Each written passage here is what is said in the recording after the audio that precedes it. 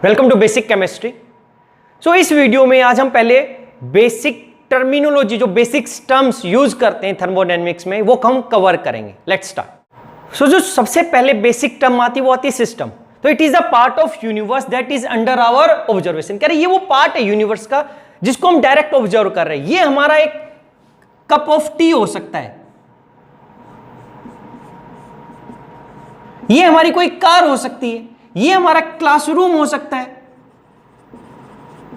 ये हमारा कोई एक सिलेंडर हो सकता है filled with any gas having a piston and having some weight on it.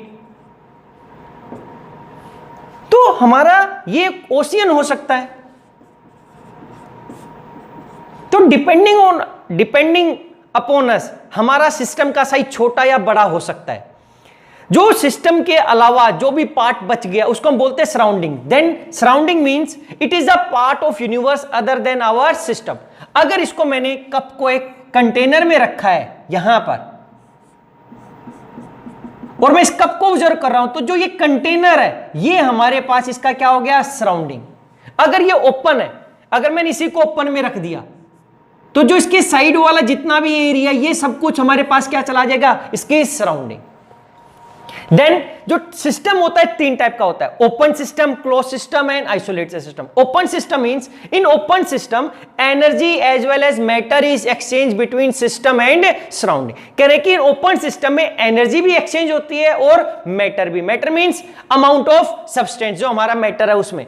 तो एनर्जी क्या होगी, एनर्जी केवल दो ही फॉर्म में एक्सचेंज हो सकती है, either in the form of work और in the form of heat. यही दो केवल mode of transformation of energy है। अगर एक एनर्जी दूसरी फॉर्म में कन्वर्ट हो रही है तो दो ही फॉर्म में हो सकती है, आइदर वो वर्क की फॉर्म में, आइदर हीट की फॉर्म में। तो अब यहां पे देखा हम लोगों ने, क्या अगर हमारे पास एक कप था, इसमें हमने हॉट वाटर रखा है, hot water let's say at 100 degree celsius boiling water. तो अगर इसका लेवल पहले स्टार्टिंग में इतना है तो हम देखेंगे with the passage of time इसका टेम्परेचर कम हो जाएगा। इसकी जो यहां पर जो हीट है, जो इसकी एनर्जी है, वो क्या हो जाएगी, सराउंडिंग्स के अंदर चली जाएगी, जिसकी वजह से इसने जो अपनी एनर्जी एक्सचेंज की with the surrounding in the form of heat. और जब अपनी एनर्जी इसने एक्सचेंज कर ली तो इसका टेम्परेचर कम हो जाएगा। सेकेंडली हम देखेंगे with the passage of time कि इसका जो वाटर लेवल है वो भी क्या हो गया, कम, क्योंकि इसके जो वाटर थे, जो वाटर मोलिक्यूल्स है, वो क्या होगा, एवापोरेट हो जाएगा, यानी कि वो किस में चला जाएगा, ये सिस्टम से किस में चला जाएगा, सराउंडिंग में। उसकी वजह से इसका जो वाटर लेवल है वो भी क्या हो जाएगा, कम। तो ऐसे ओपन सिस्टम के अंदर ऑलवेज हमारे पास एनर्जी भी एक्सचेंज होती है एज वेल एज मैटर भी एक्सचेंज होगा। लेकिन अगर इसी हॉट वाटर को मैं किसी क्लोज कंटेनर में रख देता हूं, इसको मैं कवर कर देता हूं ऊपर से, तो क्या होगा, टाइम के साथ साथ इसका टेम्परेचर कम हो जाएगा, ये ठंडा हो जाएगा, लेकिन इसका जो वाटर लेवल है वो क्या रहेगा, मेंटेन। क्योंकि जब ये इसके वाटर वेपर्स बनेंगे फिर वो वापस से किसमें बन जाएगा, ड्रॉपलेट। तो यानी कि यहां से इसका जो मैटर है वो फ्रीली सराउंडिंग में नहीं जा सकता, वो ट्रैप्ड है। तो ऐसे सिस्टम को, जिसके अंदर हम क्लोज सिस्टम लिख देते हैं, ऐसे सिस्टम्स जिसके अंदर केवल एनर्जी तो एक्सचेंज होगी लेकिन मैटर एक्सचेंज ना, उसको बोलते हैं closed system. Then we have isolated system. हमने क्या बोला, अगर हमारे पास परफेक्टली आइसोलेटेड इंसुलेटेड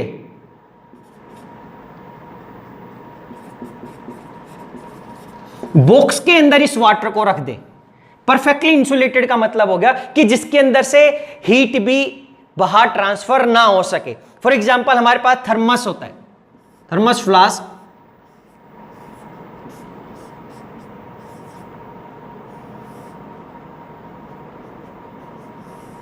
अगर हम इसके अंदर रख दें तो ये बहुत टाइम तक, अगर हमने सुबह इसमें चाय डाली तो शाम तक गर्म रहेगी। क्यों रहेगी, क्योंकि ये क्या है, इंसुलेटेड है। ये हीट को ना तो सराउंडिंग में जाने दे सकता है, ना सराउंडिंग से सिस्टम में आने देगा। और यहां पर क्या होगा, मैटर, क्योंकि हमारे पास बाउंड्री है, क्लोज सिस्टम टाइप होगा, तो यहां से मैटर भी बाहर नहीं जा सकता और ना ही अब यहां से क्या जाएगी, हमारी हीट एनर्जी एक्सचेंज होगी। तो ऐसे सिस्टम को अगर वो परफेक्टली इंसुलेटेड है, परफेक्टली इंसुलेटेड हमारे पास कोई है नहीं, अगर ये परफेक्टली इंसुलेटेड होता तो हमारे पास उसको बोलते हैं आइसोलेटेड सिस्टम, क्योंकि इसके अंदर ना तो एनर्जी एक्सचेंज हो सकती है और ना ही मैटर। Then we have homogeneous system. It is a system which is uniform throughout, that is having only one phase, pure solid,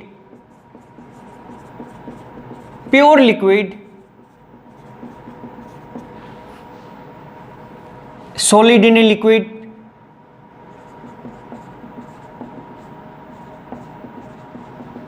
that is completely soluble। ये जो solid है ये completely soluble होना चाहिए, completely soluble।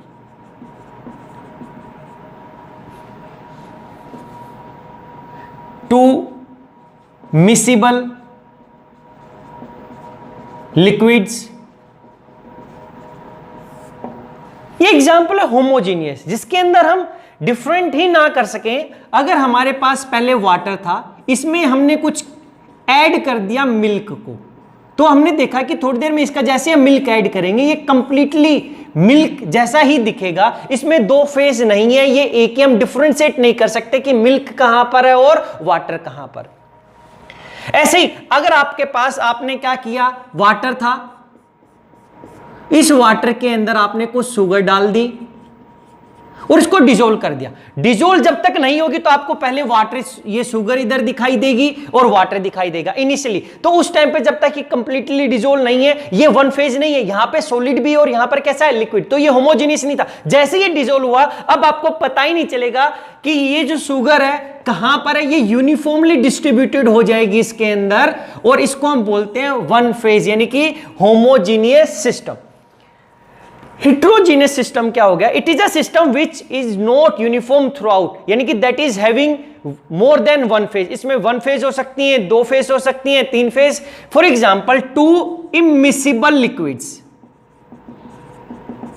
To immiscible liquids का मतलब है हम दो लिक्विड्स को मिक्स करें और वो कंप्लीटली एक दूसरे में मिक्स ना हो। आपने क्या किया, पहले वाटर डाला था, इस वाटर के अंदर आपने ऊपर से ऑयल ऐड कर दिया, एनी ऑयल। जब आप देखोगे तो ये ऑयल ऊपर अलग से दिखाई देगा, ये कंप्लीटली इसमें मिक्स नहीं होगा। अगर आप ध्यान से देखो तो कुछ ड्रॉपलेट आपको नीचे दिखाई दे सकते हैं, लेकिन यहां पर इस ऑयल का अलग लेयर है, वाटर का अलग लेयर है, तो ये एक होमोजीनियस सिस्टम नहीं है।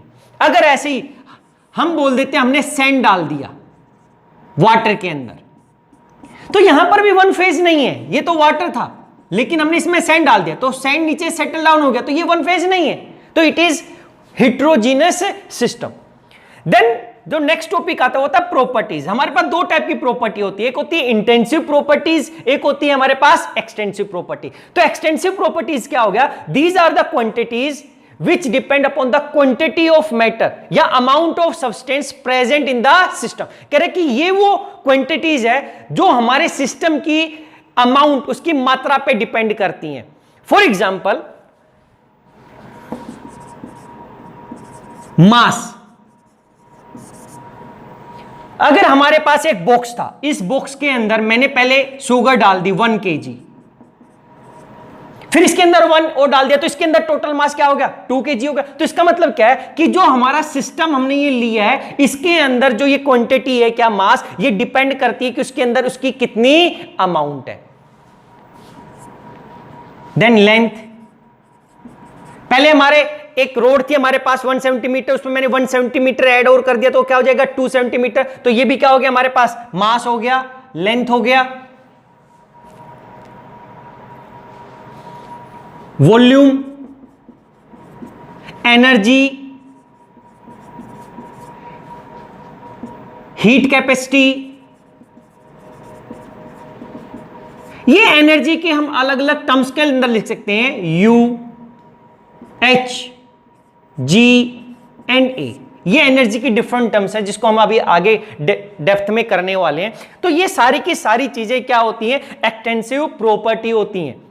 क्या हुआ, वॉल्यूम था, मान लेते हैं कि हमारे पास पहले 1 लीटर वाटर था हमारे कंटेनर में, कंटेनर 5 लीटर का है, फिर मैंने 1 और डाल दिया, तो मेरा वॉल्यूम कितना हो गया 2, यानी कि मैं V1 प्लस V2 कर सकता हूं। पहले मैंने 1 लीटर लिया, फिर 1 लीटर लिया, तो जो मेरा फाइनल वॉल्यूम हो गया वो कितना हो गया?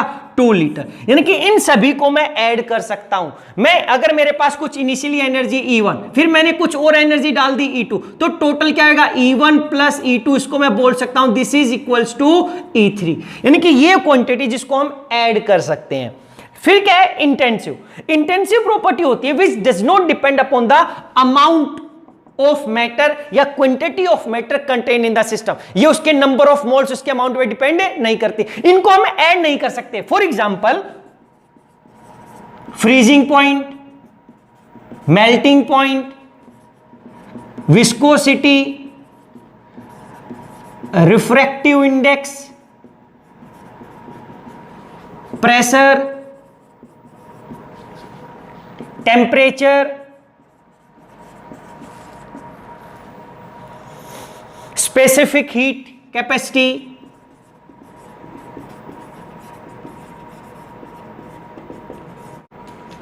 Density, etcetera. तो ये सभी वो क्वांटिटीज है जो अमाउंट पे डिपेंड नहीं करती हैं।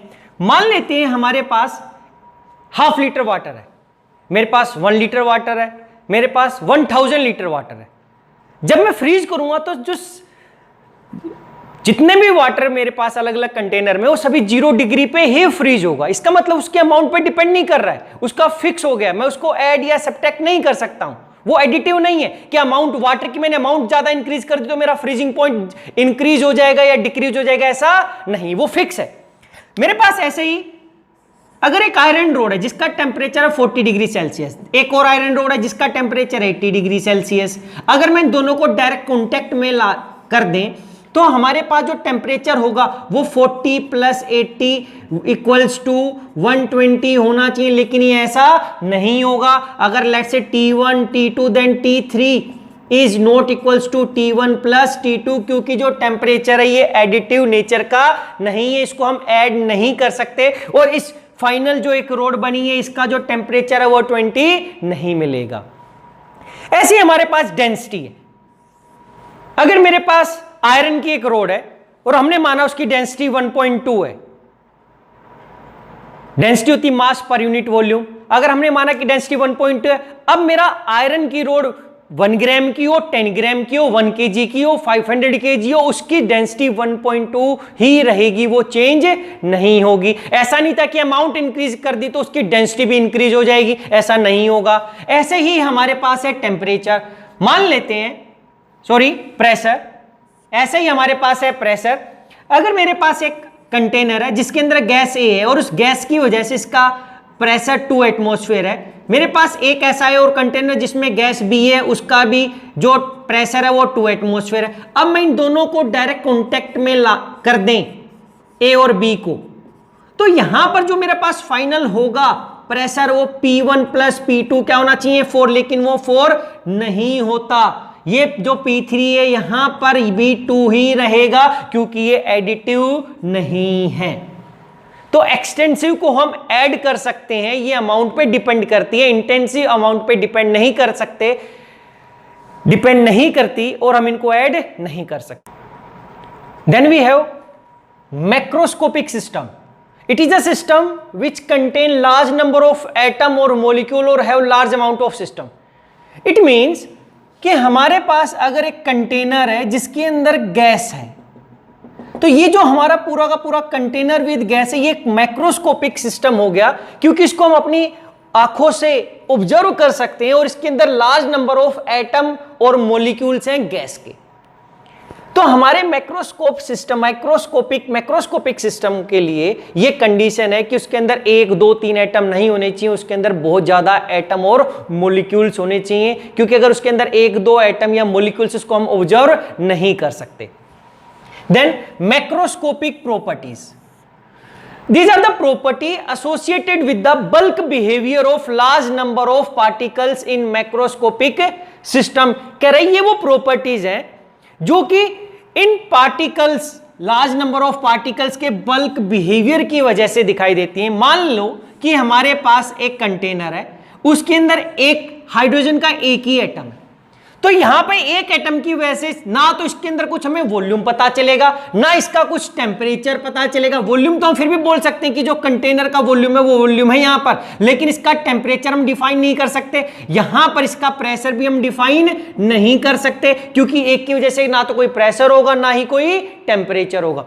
लेकिन अगर इसी के अंदर हम 5, 3 या 10 मोल्स कर दे, बहुत ज्यादा हमारे पास एटम, आयन और मॉलिक्यूल हो जाएंगे, तो वॉल्यूम तो फिक्स है, क्योंकि जो कंटेनर का वॉल्यूम है वॉल्यूम तो यहां पे फिक्स हो गया हमारे पास। अब इनकी वजह से, इन एटम, आयन और मॉलिक्यूल्स की वजह से मेरे पास यहां पे एक प्रेशर भी एग्जिस्ट करेगा, यहां पर एक मेरे पास टेम्परेचर भी एग्जिस्ट करेगा। इसका मतलब है कि जब कोलेक्टिवली ये नंबर ऑफ एटम और मॉलिक्यूल रिस्पॉन्सिबल होते हैं और मेरे पास कुछ प्रॉपर्टी मुझे नजर आती है, क्योंकि हम इस प्रेशर और टेम्परेचर को ऑब्जर्व कर सकते हैं। लेकिन जब एक एटम है तब हम नहीं कर सकते। इसका मतलब क्या हो गया, हमारे पास प्रेशर, टेम्परेचर, वॉल्यूम, कंपोजिशन, मास,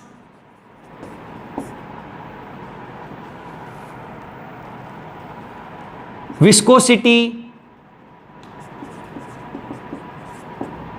surface tension, refractive index, etcetera. तो ये ऐसी प्रॉपर्टी है जो केवल एक एटम या मॉलिक्यूल्स की वजह से नहीं हो सकती, ये लार्ज नंबर ऑफ एटम और मॉलिक्यूल्स की वजह से हमें नजर आती है। अगर एक ही एटम होगा तो उसकी क्या विस्कोसिटी होगी, नहीं होगी। तो अगर बहुत ज्यादा होंगे तब हमें पता चलेगा उसकी विस्कोसिटी क्या है। फिर इसके बाद आता है थर्मोडायनेमिक प्रॉपर्टीज, या इसको हम बोल सकते हैं स्टेट प्रॉपर्टीज। क्या हुआ, These are the macroscopic properties. These are the macroscopic properties which are required to define the state of a system. अब हमने एक सिस्टम डिफाइन करना था। मान लिया कि हमारे पास ऐसा ही एक कंटेनर है, सेम कंटेनर था, इसके अंदर हमने कुछ गैस ली है, से गैस A, और इस गैस की वजह से यहां पर इसका एक पर्टिकुलर टेम्परेचर होगा जिसको हमने बोल दिया T1, यहां पर इसका एक प्रेशर होगा P1, यहां पर इस कंटेनर का एक वॉल्यूम, उसको क्या बोल दिया, V1 माना। और ये कंटेनर ऐसा है और इसके ऊपर ये फ्रिक्शनलेस पिस्टन लगा है जो कि ऊपर भी जा सकता है और हम उसको कंप्रेस भी कर सकते हैं या इसको यहां पे एक्सपेंशन कर सकते हैं। अब यहां पर जब ये कंडीशन थी मेरे पास, तो मैंने बोला कि यहां पे T1, P1 या V1 मेरे पास टेम्परेचर, प्रेशर और वॉल्यूम है। फिर हमने क्या किया, इस पिस्टन के ऊपर कुछ वेट डाल दिया। हमने इस पिस्टन के ऊपर कुछ वेट रख दिया। वेट रखने से क्या होगा, ये पिस्टन डाउन साइड क्या हो जाएगा, मूव करेगा, ये कंप्रेस हो जाएगा। तो फाइनली मेरे पास पिस्टन आ गया यहां पर वेट की वजह से। अब वेट की वजह से हो गया तो मेरा जो यहां पर था वॉल्यूम वो क्या हो गया, डिक्रीज। पहले ये वॉल्यूम V1 था तो यहां पर वॉल्यूम क्या हो गया, डिक्रीज हो गया। तो यहां पर वॉल्यूम क्या है, से V2। यहां पे प्रेशर P1 था तो यहां पे प्रेशर चेंज होगा, तो यहां पे प्रेशर बोला P2। यहां पे टेम्परेचर T1 है तो मैंने इस स्टेट के लिए बोल दिया T1, क्योंकि T2, क्योंकि ये मेरे पास एक अलग स्टेट थी जहां पे अपना प्रेशर था, अपना टेम्परेचर था, वॉल्यूम था। ये मेरी फाइनल स्टेट आ गया, जिस फाइनल स्टेट का प्रेशर P2 है, V2 है और T2 है। तो हमने बोला कि ये वो प्रॉपर्टीज हैं जिसको हम पहले ऑब्जर्व कर सकते हैं केवल मैक्रोस्कोपिक सिस्टम में, वो हमें डिफाइन करनी है, वो हमें रिक्वायर्ड है to define the state of a system. तो यहां पर जनरली हमारे पास जो इस प्रॉपर्टीज होती है, टेम्परेचर आता है, वॉल्यूम आता है, प्रेशर आता है, कंपोजिशन आता है, या जिसको मैं बोल सकता हूं कंसंट्रेशन। लेकिन थर्मोडायनेमिक्स में हमें इसकी ज्यादा रिक्वायरमेंट नहीं है। तो जो हमें तीन प्रॉपर्टी चाहिए किसी भी स्टेट को डिफाइन करने के लिए, वो क्या है, प्रेशर, टेम्परेचर एंड वॉल्यूम। ये हमें नहीं करनी है। यहां पर भी जो विस्कोसिटी है या रिफ्रैक्टिव इंडेक्स है, यहां पर मान लेते हैं अगर कोई सिस्टम होता है इसका रिफ्रैक्टिव इंडेक्स 1 है तो यहां पर भी 1 ही रहना था, क्योंकि वहां पे जो सब्सटेंस है वो तो सेम ही है, उसके अंदर कोई चेंज नहीं आया। तो यहां पर जो प्रॉपर्टीज होती है तीन ही होती है, टेम्परेचर, वॉल्यूम एंड प्रेशर। उसके बाद आता है state function. These are the thermodynamic quantities, the change in value of which depend only on initial and final state। ये कह रहा है कि मेरे पास सिस्टम यहां पर A से B में गया, मुझे नहीं मालूम कितनी जल्दी गया, कितनी देर में गया। अगर वो ए से बी में गया यहां पर, तो यहां पर क्या हो गया, जो क्वांटिटी है यहां पर वैल्यू पे डिपेंड करेगा और इसकी वैल्यू पे डिपेंड करेगा, उनको मैं बोलूंगा स्टेट फंक्शंस। क्या हुआ, अगर मेरे पास चेंज इन वॉल्यूम कितना आएगा, अगर चेंज इन वॉल्यूम दिखाना तो हम क्या बोलेंगे, delta V is equals to V2 minus V1, कि फाइनली वॉल्यूम इतना आ गया, इनिशियली इतना, तो हम क्या बोलेंगे, तो इसकी जो चेंज क्वांटिटी में आया है, जो ये वैल्यू डिपेंड करेगी, वो केवल उसके इनिशियल और किस पे डिपेंड करेगी, फाइन। ऐसे मेरे पास क्या है, टेम्परेचर है, तो डेल्टा टी है या चेंज इन टेम्परेचर बोला तो ये क्या आएगा, T2 minus T1, delta P क्या आएगा, P2 माइनस P1। तो यहां पर कुछ जो क्वांटिटी है like temperature, pressure, volume, internal energy U, gives free energy G, enthalpy H, Helmholtz free energy A, ये सभी की सभी क्वांटिटीज ऐसी हैं जिसकी वैल्यू डिपेंड करती है केवल इनिशियल और फाइनल स्टेट की वैल्यू के ऊपर। ये पाथ पे डिपेंड नहीं करता है। आपके पास एक आयरन रोड था,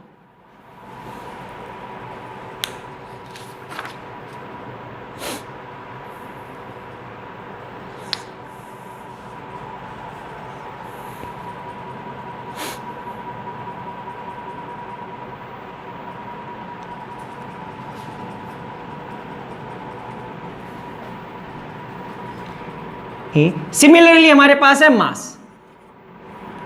तो इनकी वैल्यू डिपेंड करती केवल फाइनल और कि पहले मेरे पास वाटर कितना था, फाइनली मेरे पास वाटर कितना है, तो मैं क्या करूंगा, माइनस करूंगा फाइनल स्टेट में से क्या, इनिशियल स्टेट के अंदर से। ये इन स्टेट फंक्शंस की दो प्रॉपर्टीज होती हैं कि अगर मेरे पास कोई साइक्लिक प्रोसेस है तो उसके अंदर ये इसकी वैल्यू क्या हो जाएगी, 0, और they are exact differential, they are exact, second है they are exact differential means they follow Euler theorem, they follow Euler theorem।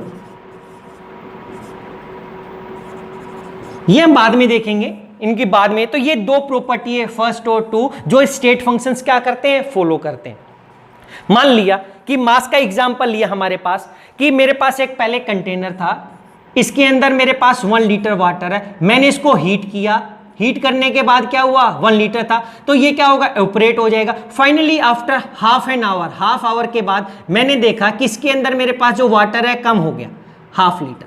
तो जो मेरे पास चेंज इन वॉल्यूम आया है वो क्या आएगा, या मास बोलूंगा तो क्या आएगा, फाइनल माइनस इनिशियल। हमारा डिपेंड नहीं कर रहा कि मैं आधा घंटा करूं फास्ट हीटिंग या मैं 1 घंटा स्लो हीटिंग करूं, तो डिपेंड कर रहा है कि चेंज कितना है, कि फाइनल माइनस इनिशियल।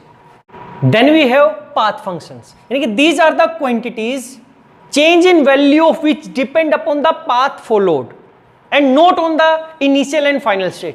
इसका मीनिंग है कि ये जो क्वांटिटीज हैं ये पाथ पे डिपेंड करती है, स्टेट पे डिपेंड नहीं करती है। दो क्वांटिटीज होती है, heat and work, heat and work, यही केवल दो क्वांटिटी हैं जो पाथ फंक्शंस हैं। बाकी मैक्सिमम हमारे पास जितने भी सारी की सारी कैसी हैं, स्टेट फंक्शन। कैसे, हीट एंड वर्क।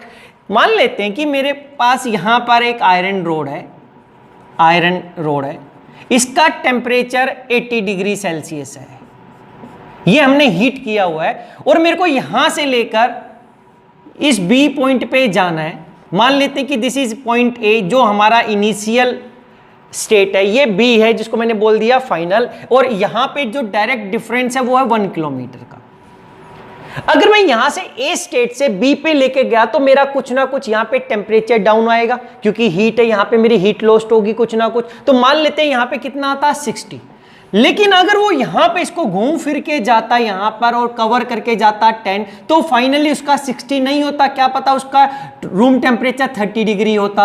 अगर वो यहां से घूम फिर के 5 किलोमीटर का डिस्टेंस ट्रेवल करके जाता तो क्या पता उसका 40 डिग्री होता। तो यहां पर क्या हुआ कि जो यहां पे जो हीट लॉस्ट हो रही है, यानी कि जो हीट है वो इनिशियल और फाइनल पे डिपेंड नहीं कर रही है, वो डिपेंड कर रही है कि उसने कौन सा पाथ फॉलो किया। ऐसे ही आपको आपके स्कूल से या आपके कॉलेज से आपके घर जाना था होम, और आपको कोई एक बैग अपने साथ लेके जाना है, आप उसको पकड़े हुए हो, आप उसको ले रहे हो, तो आप वर्क कर रहे हो, आप मैकेनिकल वर्क कर रहे थे, मान लेते उसके अंदर 20 kg वेट है, 20 कम हो गया, 40 kg वेट है, आप उस 40 kg वेट को लेके जा रहे हो, तो आप मैकेनिकल वर्क कर रहे थे घर। तो अगर जितना आपने क्या किया, आप अगर डायरेक्ट शॉर्टकट से गए तो आपने जो वर्क किया वो क्या किया, कम किया, आपने वेट को कम टाइम के लिए पकड़ा था। लेकिन जैसे ही आपने घूम फिर के अपने दोस्त के घर गए, वहां से घूम फिर के अगर इसी का डिस्टेंस आपने 10 टाइम कर दिया, तो आपकी जो वर्क किया आपने वो 10 टाइम्स क्या कर दिया, ज्यादा कर दिया। क्योंकि ये डिपेंड कर रहा है कि आपने कौन सा पाथ किया है। ऐसा नहीं है कि आप ऐसे घूम के गए तो इन तीनों पाथ अलग अलग थे तो तीनों के अंदर इक्वली वर्क नहीं करेंगे, इन सभी में वर्क जो आएगा वो क्या आएगा, अलग अलग आएगा। लेकिन जो स्टेट फंक्शंस थे उनकी प्रॉपर्टी केवल डिपेंड करेंगी यहां पर क्या वैल्यू और यहां पर क्या वैल्यू। लेकिन इस पाथ फंक्शन यानी कि हीट और वर्क के केस में ऐसा नहीं है, डिपेंड कर रहा आप कौन से रास्ते से जा रहे हो इस फाइनल स्टेट पे। तो heat and work path function है, इनकी वैल्यू पाथ पे डिपेंड करती है। फिर हमारे पास आता है थर्मोडायनेमिक इक्विलिब्रियम। थर्मोडायनेमिक इक्विलिब्रियम का मीनिंग है कि system in which the macroscopic properties does not change with time is said to be in equilibrium। कह रहे कि जो मैक्रोस्कोपिक प्रॉपर्टी जो हमने ऑब्जर्व की थी, temperature, pressure, volume, surface tensor, density, refractive index, viscosity, कह रहे अगर उसके अंदर टाइम के अंदर कोई चेंज नहीं आ रहा तो हम बोलेंगे कि जो हमारा सिस्टम है वो किसमें, एक इक्विलिब्रियम में।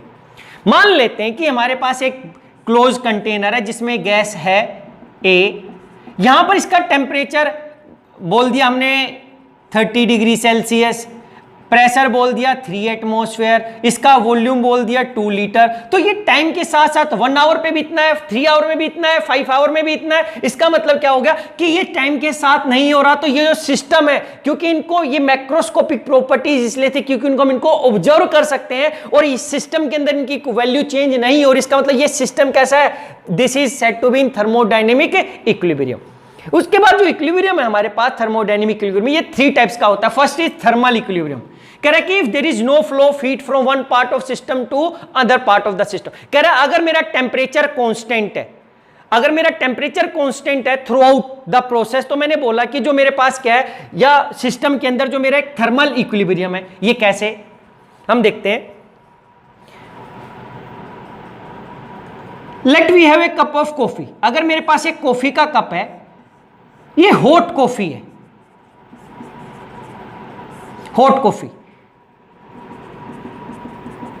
तो क्या होगा अगर मैं, और हमारा रूम टेम्परेचर है 30 डिग्री सेल्सियस, अगर मैं कुछ टाइम के लिए वेट करूं तो वेट करने के बाद मेरे को क्या पता चलेगा कि जो इसका टेम्परेचर है वो एक कांस्टेंट हो जाएगा, फिक्स हो जाएगा। इनिशियली तो क्या होगा, अगर इसका टेम्परेचर 60 डिग्री सेल्सियस था तो धीरे धीरे डिक्रीज होगा और after some time with the passage of time ये ठंडा होना बंद हो जाएगा और इसका एक टेम्परेचर क्या हो जाएगा, फिक्स हो जाएगा। इसका टेम्परेचर क्या हो जाएगा, फिक्स, वो उससे ज्यादा डिक्रीज नहीं होगा, ये रूम टेम्परेचर से नीचे नहीं जाएगा। तो मैं बोल सकता हूं यहां पर मेरी कॉफी यानी कि जो मेरा सिस्टम है, this is in thermal equilibrium with the surrounding, कि ये मेरा सराउंडिंग के साथ किस में आ गया है, थर्मल इक्विलिब्रियम में आ गया है, कि इसके अंदर टेम्परेचर ना तो इंक्रीज होगा ना डिक्रीज। अगर ऐसे ही से मेरे पास अगर एक कप होता किसका, मिल्क का, उसका टेम्परेचर 80 है, लेकिन थोड़ी देर के बाद देखा कि वो ज्यादा टाइम ले सकता है, लेकिन उसका भी टेम्परेचर थोड़ी देर के बाद कांस्टेंट हो जाएगा। और जब हम मेजर करेंगे तो इस टी का टेम्परेचर, कॉफी का टेम्परेचर और मिल्क का टेम्परेचर क्या रहेगा, सेम। इसका मतलब क्या है, उन दोनों ने ही, ये कॉफी और मिल्क दोनों के दोनों किसमें आ गए, thermal equilibrium with the surrounding. अब मैं सिस्टम के अंदर ही बात करता हूं, तो सिस्टम के अंदर कैसे कर सकते हैं। मान लेते हैं कि मेरे पास एक आयरन रोड है, ये रूम टेम्परेचर पे है, लेकिन मेरे पास एक और आयरन रोड है जो हॉट है, जिसका टेम्परेचर कितना है 60। लेकिन जब इनको डायरेक्ट कांटेक्ट में लाऊंगा तो क्या होगा, यहां पे फ्लो ऑफ हीट होगा फ्रॉम हॉट टू कोल्डर। तो यहां पर ऐसा होगा, तो जब तक हम देखेंगे तो धीरे धीरे क्या होगा, ये ठंडा होने लगेगा और ये गर्म, लेकिन with the passage of time एक टाइम ऐसा आएगा कि इसका यूनिफॉर्म टेम्परेचर हो जाएगा, इसका टेम्परेचर चेंज नहीं होगा, वो थ्रू आउट क्या रहेगा, फिक्स रहेगा। तब मैंने बोलूंगा कि ये जो मेरा सिस्टम बन गया, यहां पर पहले क्या था, एक पार्ट से दूसरे पार्ट में क्या था, मेरे पास फ्लो ऑफ हीट था, लेकिन अब यहां पर with the passage of time कुछ टाइम के बाद क्या होगा, यहां पे no flow of heat, no flow of heat. तो मैंने बोल दिया कि मेरा जो थ्रू आउट टेम्परेचर वो सेम है, तो मेरा सिस्टम किसमें आ गया, thermal, my system is in thermal equilibrium. फिर क्या आता है मेरे पास, सेकंड आता है केमिकल इक्विलिब्रियम। केमिकल इक्विलिब्रियम में क्या हो गया, if the concentration of various phases remain same, कह रहे कि अगर मेरी जो कंसंट्रेशन है वो डिफरेंट फेज के अंदर वो सेम है और वो चेंज नहीं हो रही, तो मैं सिस्टम क्या बोलूंगा, मेरा सिस्टम किसमें, केमिकल इक्विलिब्रियम में। फिर last one is mechanical equilibrium, if no mechanical work is being done by any part of the system over another, कह रहे कि अगर मेरा कोई भी सिस्टम का एक पार्ट दूसरे पार्ट के ऊपर वर्क नहीं कर रहा, तो मैं सिस्टम को क्या बोल दूं, मैकेनिकल इक्विलिब्रियम में। फॉर एग्जांपल मान लें कि वी हैव ए सिलेंडर, इसके अंदर हमने एक पिस्टन लगा रखा है, ये फ्रिक्शनलेस पिस्टन है, और इसके अंदर यहां पर एक गैस फिल्ड है। अब क्या हुआ, इसके ऊपर हमने कुछ वेट रखे हुए थे। नाउ अगर हम इसको ऑब्जर्व करें तो यहां पर ना तो मेरा टेम्परेचर चेंज हो रहा है, ना प्रेशर, ना वॉल्यूम चेंज, तो हम बोलेंगे ये जो सिस्टम है मेरा मैक्रोस्कोपिक सिस्टम है, ये थर्मोडायनेमिक इक्विलिब्रियम में। अब क्या हुआ, हमने यहां से एक वेट रिमूव कर दिया। जब वेट रिमूव करेंगे तो ये पिस्टन अप मूव करेगा। अगर पिस्टन अप मूव करेगा और थोड़ी देर के बाद अगर हम देखेंगे तो क्या होगा, ये पिस्टन यहां से यहां पर अब क्या हो गया, मूव करेगा, तो पिस्टन अप आ गया। अगर ये पिस्टन अप आ गया तो वेट हमारे कम हो गए थे, इसकी वजह से पिस्टन अप आया, तो मेरे पास क्या हो गया, वॉल्यूम तो इंक्रीज हुआ। लेकिन अगर मैं थोड़ी देर के लिए वेट करूंगा तो पता चलेगा अब दोबारा से मेरे पास ना तो इसका टेम्परेचर इंक्रीज होगा, ना वॉल्यूम इंक्रीज होगा, ना प्रेशर में चेंज आएगा, ना वो इंक्रीज या डिक्रीज होगा। तो मैं बोलूंगा कि after some time, after removal of weight there is an expansion, but with the passage of time the state, इसको अगर मैंने बोला स्टेट 1, इसको बोल दिया स्टेट 2, तो स्टेट 2 के अंदर भी क्या होगा, आफ्टर सम टाइम्स के बाद क्या होगा कि ये this will come again in and thermodynamic equilibrium, ये इक्विलिब्रियम में आ जाएगा। तो यहां पर क्या होगा, मैकेनिकल इक्विलिब्रियम है, ना तो ये अप जा रहा है ना ये डाउन जा रहा है। तो जब बीच में जब हमने वेट रिमूव किया तो ये जैसे ही अप गया तो मेरे पास वहां पे कोई इक्विलिब्रियम नहीं था। उसको मेंटेन कब हुआ, जब वो सेकंड स्टेट में आ गया है। तो ये था मैकेनिकल इक्विलिब्रियम।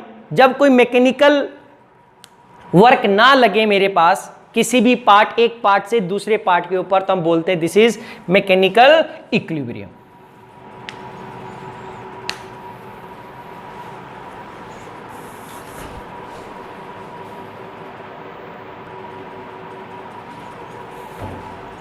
ये इसका हम सेकेंड एग्जांपल ले सकते हैं, like weighing balance. Weighing balance में हम क्या करते हैं, एक तरफ हमने क्या रखा, अपना वेट रखते हैं,